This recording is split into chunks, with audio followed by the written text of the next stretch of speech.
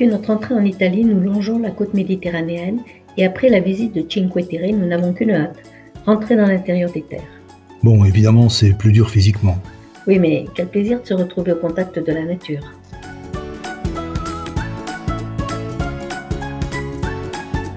Heureusement, la route est parsemée de villages, qui sont les bienvenus pour le ravitaillement. Et l'achat d'une cafetière italienne s'est imposé, ajoutant confort et plaisir au voyage.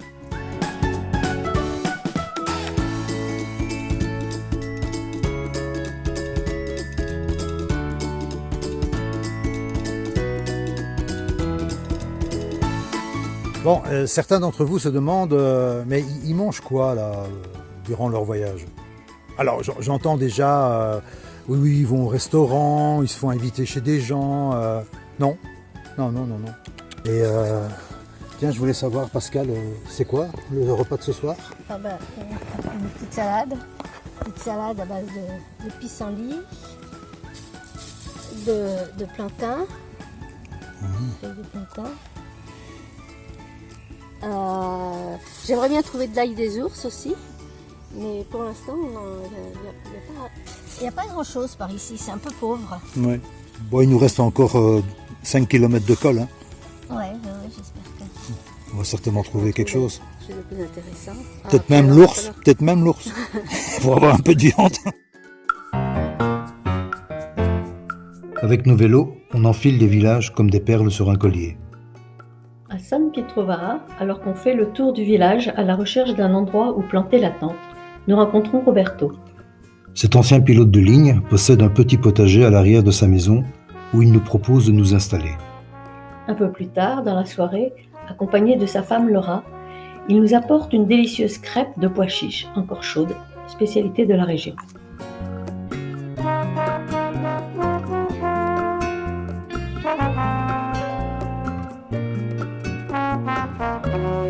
Un des plaisirs du vélo, c'est de pouvoir s'arrêter en cours de route quand on trouve un arbre couvert de fruits et de se nourrir directement dessus. Alors ce sont des fruits de saison, non traités et en circuit court. En termes d'écologie, on ne peut pas faire mieux.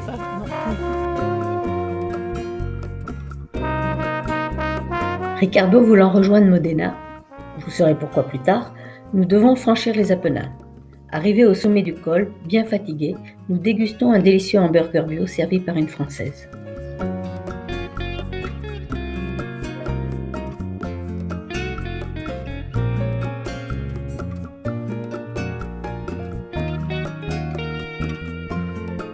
Plus loin, c'est Sergio qui interrompt son jardinage pour nous accueillir chez lui. Ce vieil homme vit seul, entouré de ses chats. Nous partageons avec lui un moment de son quotidien.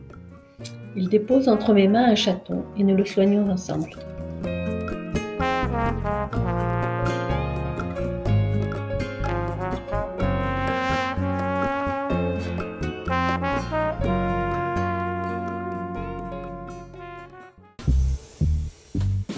Notre voyage nous amène à rencontrer des personnes qui veulent développer des projets d'économie durable.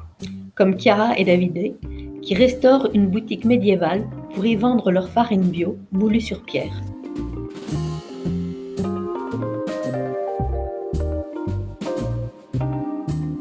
Ici, autre anecdote, nous remplissons comme d'habitude notre gourde à la fontaine du village. Et oh surprise, c'est de l'eau gazeuse. La vérité si je mens.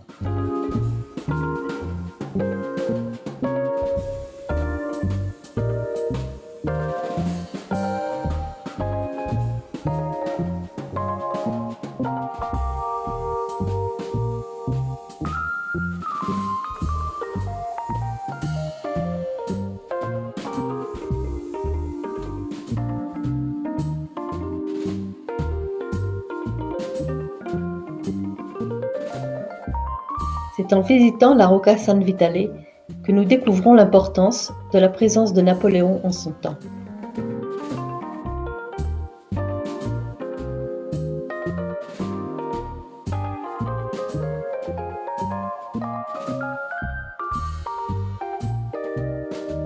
Après une autre belle nuit dans le jardin de Franco, nous reprenons la route vers Parma. À l'entrée de la ville, on se rend compte que la délégation franco-belge est attendue.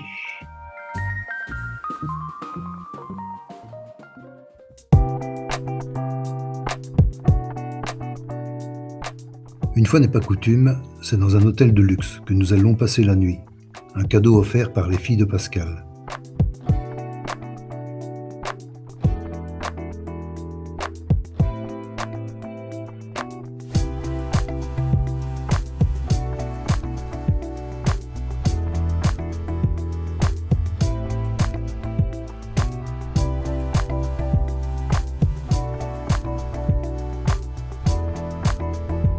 Nous quittons la ville avec l'envie de voir la Chartreuse de Parme.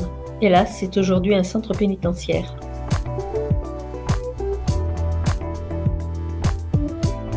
Mais Parma, c'est aussi son jambon, et surtout son fromage, le Parmigiano Reggiano. Pourtant, on ne voit aucune vache dans les prés. Un vétérinaire nous a expliqué qu'elles étaient traditionnellement maintenues en étable à cause d'un sol trop argileux. Et aujourd'hui, elles sont concentrées dans d'immenses exploitations.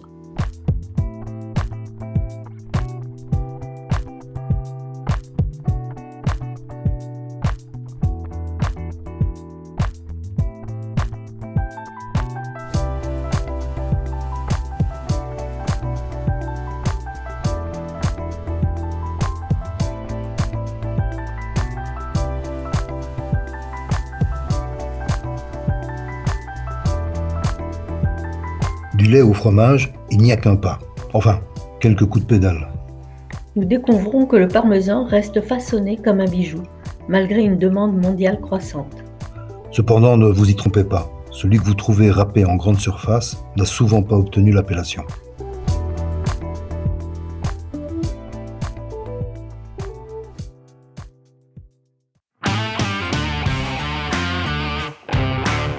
Nous rejoignons San Polo d'Enza, où nous attend une nouvelle mission de volontariat.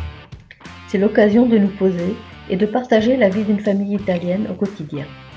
Jenny, qui est enseignante, et Gabriel, vétérinaire, veulent se convertir dans l'agrotourisme et nous sommes là pour leur donner un coup de main. Nous y resterons 3 semaines.